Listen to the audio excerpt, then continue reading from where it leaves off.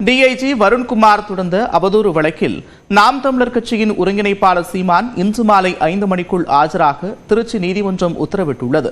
தன்னை பற்றியும் தனது குடும்பத்தினர் பற்றியும் சீமான் தூண்டுதலின் பேரில் நாம் தமிழர் கட்சியினர் சமூக வலைதளங்களில் அவதூறாக பதிவிடுவதாக கூறி திருச்சி நீதிமன்றத்தில் டிஐஜி வருண்குமார் வழக்கு தொடர்ந்திருந்தார். இந்த வழக்கு சீமான் மற்றும் டிஐஜி வருண்குமார் ஆகியோரை நேரில் ஆஜராகுமாறு நீதிமன்றம் சம்மன் அனுப்பியிருந்தது. அதன்படி டிஐஜி வருண்குமார் நீதிமன்றத்தில் ஏற்கனவே ஆஜராகி விளக்கம் அளித்திருந்தார். ஆனால் சீமான் சம்மனை வாங்க மறுத்து திருப்பி அனுப்பிவிட்டதாக கூறப்படுகிறது. இதனைத் தொடர்ந்து சீமானை இன்று ஆஜராக நீதிபதி உத்தரவிட்டுள்ளார். இந்நிலையில் இந்த வழக்கு மீண்டும் இன்று விசாரணைக்கு வந்தபோது சீமான் ஆஜராகவில்லை.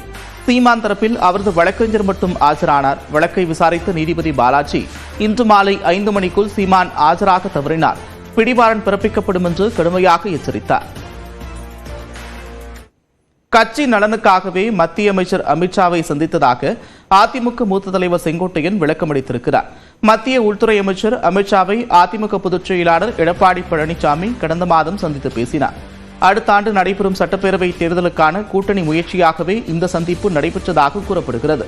இந்நிலையில் அதிமுகவில் தனித்து குரல் எழுப்பி வரும் மூத்த தலைவரும் முன்னாள் அமைச்சருமான செங்கோட்டையன் டெல்லி சென்று அமித்ஷாவை சந்தித்து பேசினார். இதனைத் தொடர்ந்து சென்னையில் மத்திய நிதியமைச்சர் நிர்மலா சீதாராமனையும் செங்கோட்டையன் சந்தித்து பேசினார்.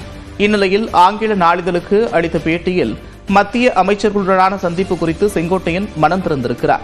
கட்சி நலனுக்காகவே மத்திய உள்துறை அமைச்சர் அமித்ஷாவை சந்தித்ததாகவும் ஜிஎஸ்டி விவகாரம் தொடர்பாக மத்திய நிதியமைச்சர் நிர்மலா சீதாராமனை சந்தித்ததாகவும் செங்கோட்டையன் விளக்கமளித்திருக்கிறார். அதிமுக பாஜக கூட்டணி பற்றி பேசப்படாத என்ற கேள்விக்கு கூட்டணி பற்றி தலைமையே முடிவு செய்யும் என்றும் பதிலளித்திருக்கிறார்.